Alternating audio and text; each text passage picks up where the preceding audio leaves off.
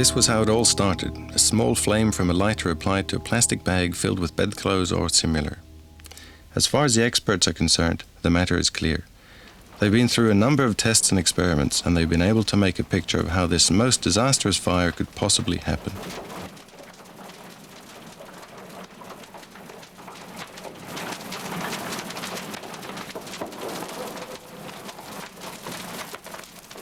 Scandinavian Star. 383 persons with pleasant expectations embark in Oslo. Norwegians on their way to spend Easter holidays in Denmark, and Danes on their way home. The ferry just embarked has entered the route between Oslo and Fredrikshavn only a few days earlier. This is obvious to anyone who cares to look. Behind the glossy appearance of a floating amusement center and hotel, certain details are hiding, which in real terms make the crossing of Skagerrak a big-scale gamble. Renovating activities are going on inside, and the crew appear to be distressed and sometimes overwhelmed. The newly employed crew had not been through any fire drills nor practiced emergency use of the lifeboats. On the restaurant deck, people are dancing and having a good time. But one person is special, not only by the amount he drinks.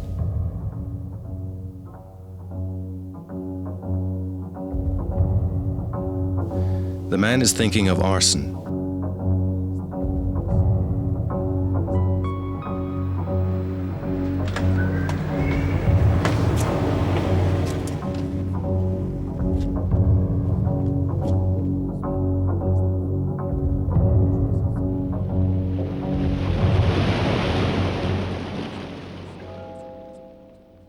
He strikes in a corridor on the car deck.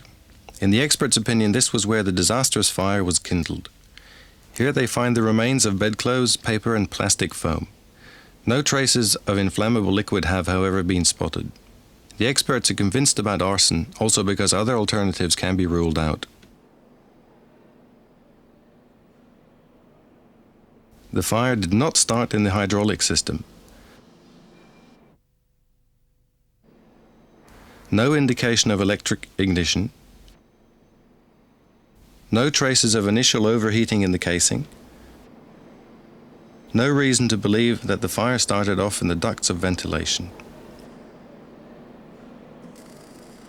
How did the expert go about finding how the fire in Scandinavian Star developed? In one of the laboratories of SINTEF NBL in Trondheim, a section of the ship is rebuilt and equipped with original materials taken from the unharmed areas of the ship.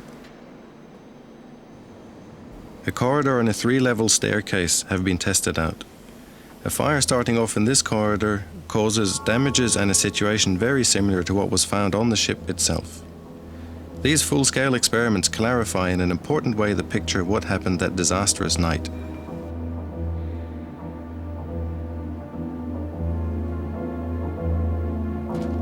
It's late, just past 2 o'clock, and most people on board are sleeping without fear. In the corridor where the fire started, it has begun to spread.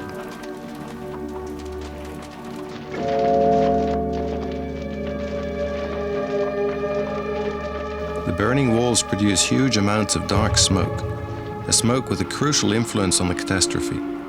The visibility was quickly reduced to less than 1 meter, which is normally a critical limit. The smoke contains significant amounts of cyanogen, a particular poisonous gas, in addition to large amounts of carbon monoxide, 2 lethal gases with increased effects of working together.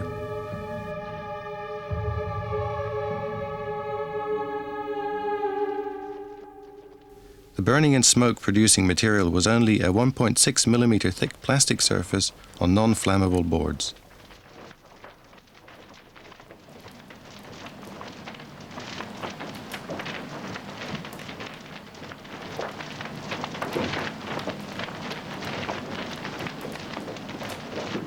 The ceiling was covered with the same type of inflammable surface material which seemed to be of crucial importance. Without the fire spreading through the ceiling, the fire in the walls would probably have died out locally. What was needed to initiate this disastrous blaze under the given circumstances?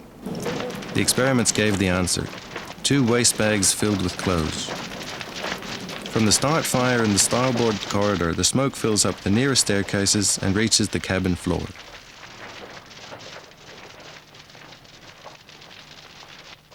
On this level, there is no smoke barrier between the staircases and the other side of the ship. Caused by the normal low pressure within the car compartment and a fire door failing to close properly, the smoke is sucked downwards again on the port side.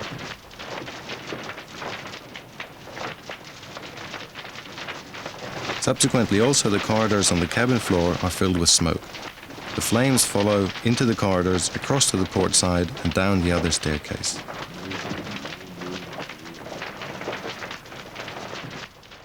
Many details told by the surviving passengers help the investigation.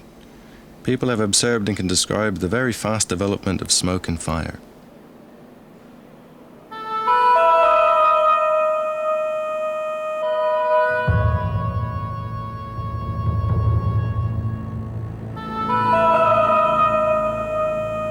To achieve a better knowledge about the development and spread of fire, various parameters have to be measured.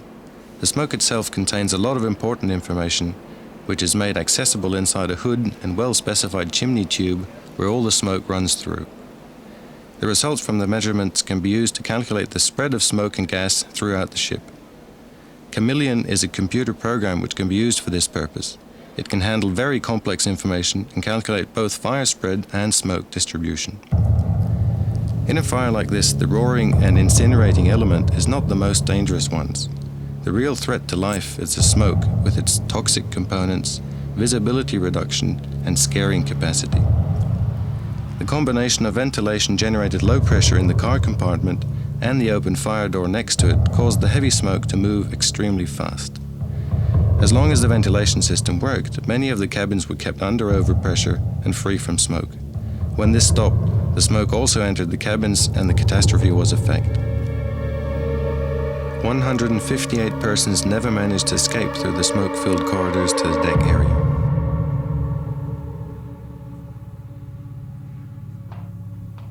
How could this happen? It is, as usual, a combination of several factors working together in an unexpected way. Looking back at it, a list of these factors can be presented. An intended arsonist being on board a ship with ignitable surface materials on walls and ceilings, bedclothes and other ignitable items messing up an accessible but out-of-use corridor, no automatic fire detection and alarm system, and no sprinkler. The crew was new, not drilled for safety actions, and seemingly distressed from the very start of the journey. The captain had just taken command of the ship. The ship had been under reconstruction and was not completely finished. One by one, these elements could not have caused the total disaster. Together they did.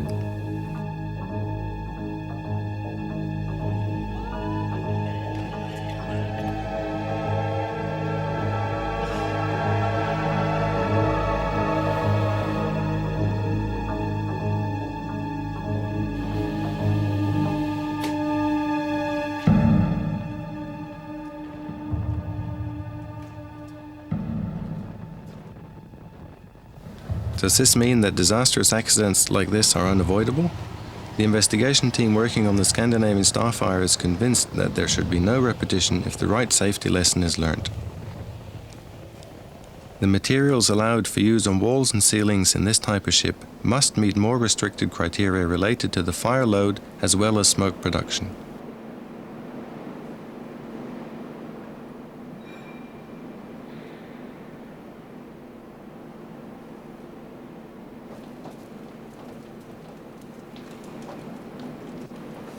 A more satisfactory combination of systems for detection, alarm and firefighting ought to be expected or demanded.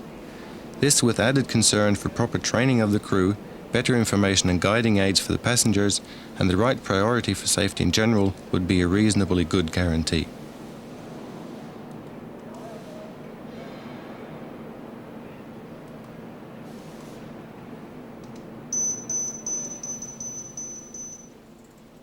The Scandinavian Star accident is a story about how a long list of circumstances, some of them unfortunate, can cause a situation to get out of control.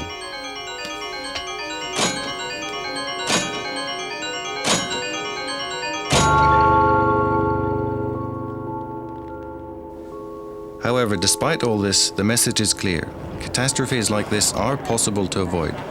Several of the elements leading to the tragedy in April 1990 were human errors which could have been prevented.